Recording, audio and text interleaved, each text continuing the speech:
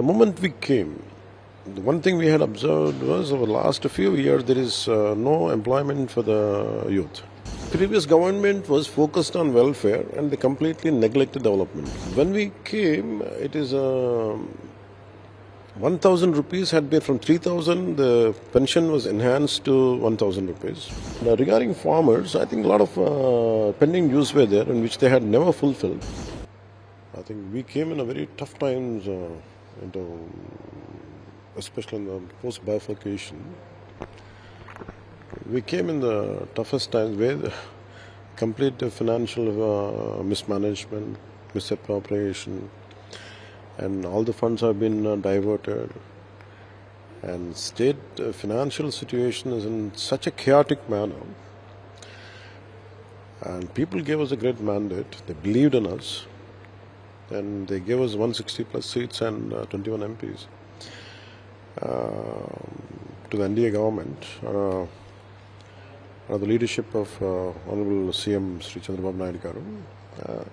So it's quite a challenge for all of us. I think people got so vexed up with the previous government, and they believed in us, and we fought that way to form the government. So they trusted us, and the moment we came, the one thing we had observed was over the last few years there is no employment for the youth. So wherever we used to go, me and Chandrababu Naidu Garu used to go, there was one complaint was, what about employment? And I said, our commitment was to create 20 lakh jobs in this next 5 years. So to go to take to start up, to initiate that belief that we are here to create job creation, and whatever they could not fulfill the promised jobs by YCP government, the moment NDA government came under the leadership of Sri Chandrababu Naidu Garu, 16,437 teacher posts were taken up and released. We released the mega DSC. That is a first objective which we had promised we could fulfill it. And major previous government was focused on welfare and they completely neglected development. So one consistent message they used to drive into people during the election time was like, if NDA government comes, they're not going to fulfill the pension scheme. They don't have the ability to like us. It can't be distributed. Because of a volunteer system, you're getting money, and a lot of bakwas they used to speak. So when we came, it is 1,000 rupees had been from 3,000. The pension was enhanced to 1,000 rupees. It's not just enhancement, and also during the election time, whatever the balance, right from March onwards, I think he stopped giving. Even the money he hadn't given, we would be giving it. And compared to in first month, we had distributed around 7,000 rupees per in the first month to an amount of 4,408 crores to 65.18 lakh members, which was delivered by hand in the form of cash, and door-to-door delivery was done. And it's such an undisputed achievement in the welfare history in the country itself. And also, if you look at the state government employees' financial situation, they were never ever got their payment, their salaries on the first of every month, which we could, and because of their mismanagement, because of their, as I keep saying, willful mismanagement, misappropriation of funds, made them to the top of, instead of paying salaries on the month, first of every month, even they have been diverted the PDM provident fund of employees for their own reasons. So here we came, and last 3 months, every month, on the first of every month, salaries had been paid to the government employees. That is one achievement which we can claim under the leadership of Sri Honorable CM Chandrababu Naidu Garu. And regarding farmers, I think a lot of pending dues were there in which they had never fulfilled. And the moment we came, 1,674 crores plus crores of money been paid to the farmers. That is one achievement which we could communicate. And regarding 1,415 crores has been credited to panchayats, which was stopped by the previous government. And they have diverted for other works which is they're not supposed to do, which is not necessary, but they have diverted. And the moment we came with a lot of expertise and experience of Honorable CM, and we've been credited to the panchayats. That is one achievement I can say. And if you look at in 2014 to 2019, there were a lot of Anna canteens where they used to run, which used to provide cheap food for quality food for 5 rupees. And a lot of people who are on the work, students, teachers, different cross section of people, they used to eat. They used to look forward for that quality meal for 5 rupees, which this government had stopped continuing. So we have reinitiated, and we could continue. The very first month itself, we had started.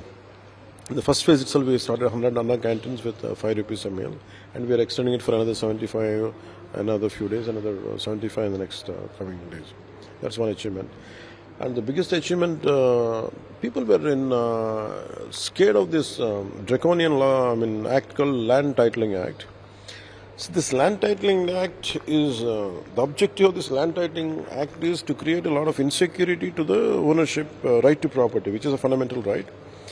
The right to property has been violated by the Land Titling Act. So there is no guarantee, if this is my property, there is no guarantee under this new draconian law called Land Titling Act that I could own it. Even some outsider, if I imagine if someone is here, if they were away from the country for a few days, someone can claim the land and they put the board, they say it's mine, but the onus is on the owner to prove that's his land. So, and you cannot challenge in the courts. If you want to go, you can't go to local courts, you have to go to the High Court. How many people can avail for High Court? So all this created a foundation to do a lot of, to usurp the lands of private people. And people were scared, and they brought it to our notice, to the NDA leaders' notice, and we fought for it, and we repealed the act the moment we landed, which was a big sigh of relief for an entire state. That is one good achievement we could do. And in the last 50 years, we had never seen such kind of flood situation, except maybe in Divisima, that is also part of it. But post Divisima, I don't think we had achieved, we had seen such kind of flood situation. We had faced many hurdles. We had seen many flood situations, but this particular flood situation to Krishna and Godavari, especially to Krishna, was quite alarming and quite challenging. I think the way state government handled under the leadership of NDA government handled under the leadership of CBN Gar is quite inspirational, and close to around 7,000 crores. We declare as of now, we are saying that it is 7,000 to 8,000 crores is the loss which had been on the record as of now, which might go up. And the flood situation was quite mitigated well and handled very well, and we really stood by people. And the major problem here was in the last 3 months, the toughest job was to state machinery, state bureaucracy went into a state of inertia. I think we really brought them back into action. I think that's what Vijayawada floods under the leadership of Honorable CM. When they brought the bureaucracy out of their inertia. That is one big achievement we can say. So when it comes to panchayats, which I'm responsible, we have created a whole history record in organizing 13,326 panchayat sabhas on a single day, where nearly, imagine, 1 crore of population were participated, and they themselves selected the works for the panchayats.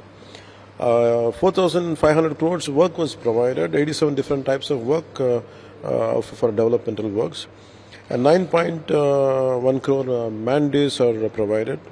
Which should benefit around 65 lakh families under Narega scheme. That is a achievement which we can say. And regarding Panchayat Raj, another thing we can say, we could avail with our effective communication and administrative action and political leadership abilities and central government support. Finance Commission grants of around 998 crores for the year 2023 and 24 were was released. And additionally, another 1,000 crores has been released as the first installment for the 24-25 year, for the year 2024-25. And also we have increased Independence Day expenditure and Republic Day expenditure from rupees 100 to 10,000 and rupees 250 to 25,000 rupees. That's, I think, because that's a sign to tell panchayats at every 13,326 gram panchayats. We have communication saying that we want to empower you. We will be there to make sure that the Gram Swarajya will be objective. Gram Swarajya would be truly achieved. That is one. And regarding forest department, I personally went and had and initiated the program with Karnataka Forest Department. We have a lot of issues. I think Karnataka Forest Department really handles well regarding human and elephant conflict, and the mitigation methods are quite good. So, and also the technology their IT technology transfer. I think we thought of availing the technological advancement applications. So I went and approached them. I think the Honorable Minister was quite, state government under the leadership of Siddaramaiah Garu. I think they were quite open about it. And they really welcomed us. They extended their hand for support. And we are, on 27th of this month, we are signing a MOU with Karnataka government to specifically to get kunki elephants, which will train the wild elephants, which doesn't come into the where farmlands are there. I think that is one essential to mitigate human and elephant conflict. I think that is one achievement I can say. So there is a knowledge exchange collaboration in IT and ecotourism sectors. And regarding red sanders, we want to join initiatives to curb red sander smuggling across the borders. And regarding kunki elephants, special training for mahouts and handlers to effectively use kunkis. That is one thing we are doing. And an MOU has been signed with the World Wildlife Fund to strengthen conservation efforts in and around Papikonda National Park. The 5-year non-financial collaboration, especially focused on partnership, highlights of our commitment to preserving our natural heritage through a participatory approach. That's one thing we're doing. And regarding afforestation, we have successfully planted. We have put a target to ourselves to make sure the green cover would be in state of AP from 29% to it should go to 50%. So in that, to reach that target, we have planted around 22 lakh seedlings across 6,000 acres, significantly contributing to the reforestation and afforestation efforts. And a 14-kilometer stretch of avenue plantation has been completed, around 5,800 seedlings. We started almost around 11 Nagaravana and with the rupees of 22 crores. And in 175 we are starting Pallivanam. In every panchayat we are starting Pallivanam, and every 175 constituencies we want to create a mini Nagar Vanams. So we want to create the green cover, and which we are very solidly we're going ahead with that. Especially regarding Jal Jeevan Mission, there was a lot of misappropriation of funds, and the funds which have been delegated to JGM, which is the right to the basic fundamental sustainability of life is to have a clean and safe drinking water. That is the objective of Jal Jeevan Mission. That's the primary responsibility of any government to fulfill that part. I think when I've taken charge as the Panchayat Raj Minister, when I'm doing the rural water supply works and I'm doing all the departmental reviews, I had seen there is a lot of gaps. And what are the funds came for JGM? They're saying the money had been spent, but they said actually money had been diverted to something else. Whatever money they say they had spent.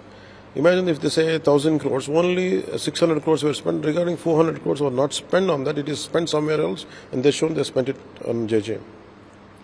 And when you go to the grassroots level to observe, like how much they're saying 4,000 crores worth of work had been happened regarding JJ. When we actually look at it, pipes had been laid. There is no water. There is no source for that pipes are laid.